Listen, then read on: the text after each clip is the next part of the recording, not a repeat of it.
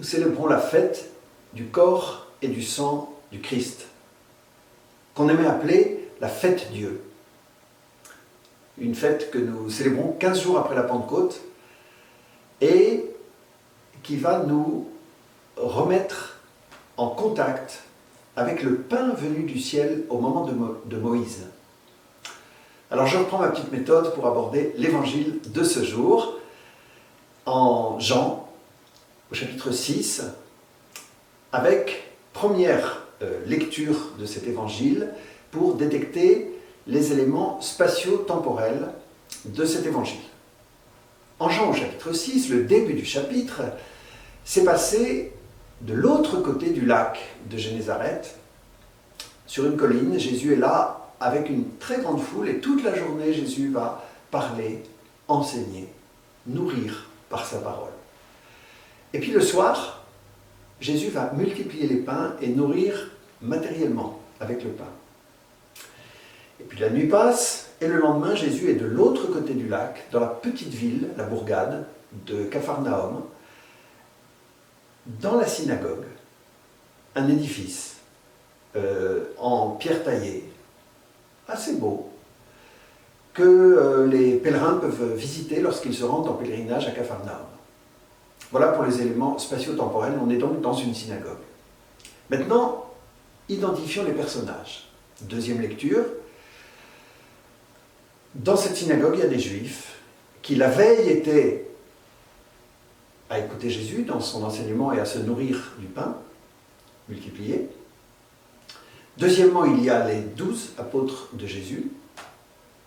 Troisièmement, il y a Jésus lui-même et le dialogue entre les Juifs et lui. Et je dirais quatrièmement, Jésus parle de son Père. Et donc, de manière invisible, le Père est présent. Alors, troisième lecture de cette même péricope de l'Évangile.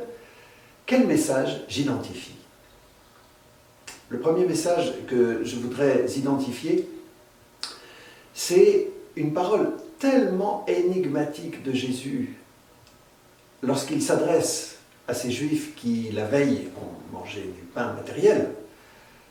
Une parole tellement énigmatique, puisque certains d'ailleurs ne supporteront pas et qu'à la fin, ils s'en iront. Je suis le pain vivant qui est descendu du ciel.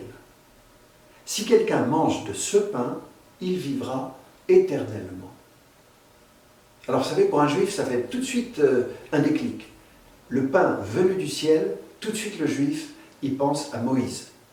Avec le peuple hébreu, pendant l'Exode, lorsque au désert ils avaient faim, et que Dieu les a nourris avec la manne.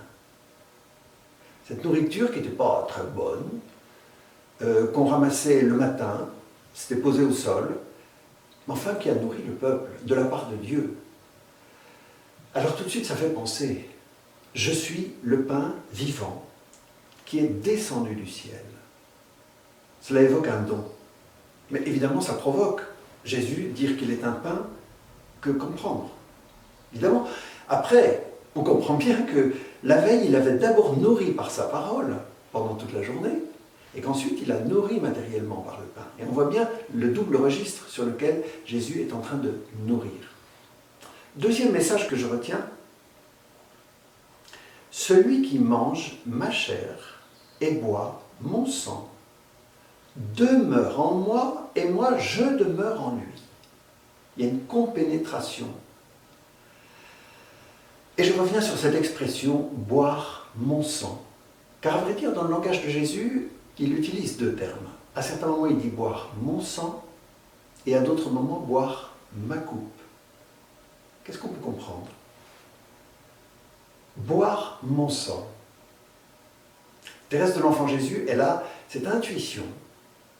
Le jour où, durant son adolescence, elle pense à la croix et au sang qui coule des plaies de Jésus, et elle dit « Je résolus de me tenir en esprit au pied de la croix pour recueillir la divine rosée qui coulait de ses plaies. » Boire mon sang, c'est contempler le sang de Jésus Mais pas seulement le contempler avec son esprit ou ses yeux, mais le contempler intérieurement pour que ce sang de Jésus coule sur ma tête, sur mon âme, et opère une purification, une pacification. Maintenant, boire ma coupe. C'est Jésus qui utilise ce langage lorsqu'il s'adresse à deux de ses apôtres, Jacques et Jean, en leur disant « Ma coupe, vous la boirez ».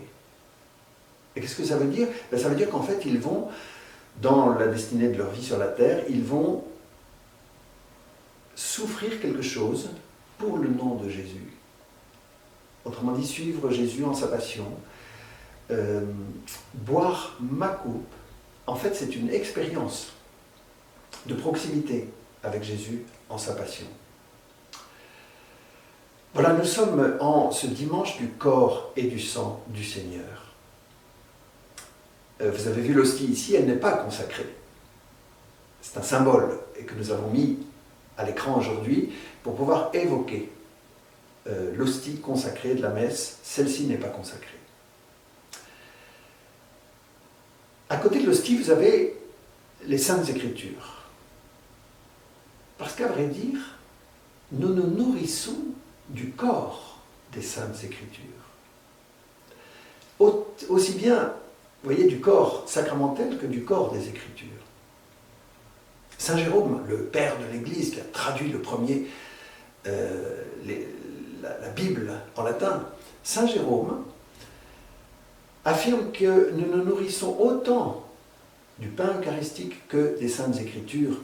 Et du coup, la miette qui tombe est aussi importante pour l'un et pour l'autre. Écoutez, lorsqu'il dit « Quand nous nous référons au mystère eucharistique et qu'une miette de pain tombe par terre, nous nous sentons perdus. Et quand nous écoutons la parole de Dieu, c'est la parole de Dieu et le corps et le sang du Christ qui tombe dans nos oreilles, nous pensons à autre chose. » Donc, recueillons chaque miette des Saintes Écritures. Et puis vous avez vu tous ces visages qui s'exposent à l'écran parce que nous abordons le corps mystique du Christ. Chacun de nous est un membre de ce corps. Nous l'avons entendu, c'est la grande intuition de saint Paul. La multitude que nous sommes est un seul corps, car nous avons tous part à un seul pain. Chers amis, je dirais que au cœur de la religion chrétienne, il y a un mot. Personnellement, je retiendrai le mot le plus fort, c'est le mot de corps. Le corps, c'est le corps physique de Jésus, qu'il a reçu de sa mère, Marie. Le corps, c'est le corps mystique du Seigneur ressuscité qui est son Église. Le corps, c'est le corps sacramentel de Jésus, l'hostie consacrée. Le corps, c'est le corps des Saintes Écritures qui nourrit mon esprit et mon âme. Le corps, c'est le corps des pauvres que le Seigneur met sur mon chemin comme son visage, afin que je puisse servir le pauvre avec charité. Enfin, le corps, c'est mon corps. Mon corps, par lequel je me donne, par lequel j'aime, et à travers lequel je prépare le retour du Seigneur. Si je n'avais qu'un mot à retenir dans la religion chrétienne, je retiendrais celui de corps.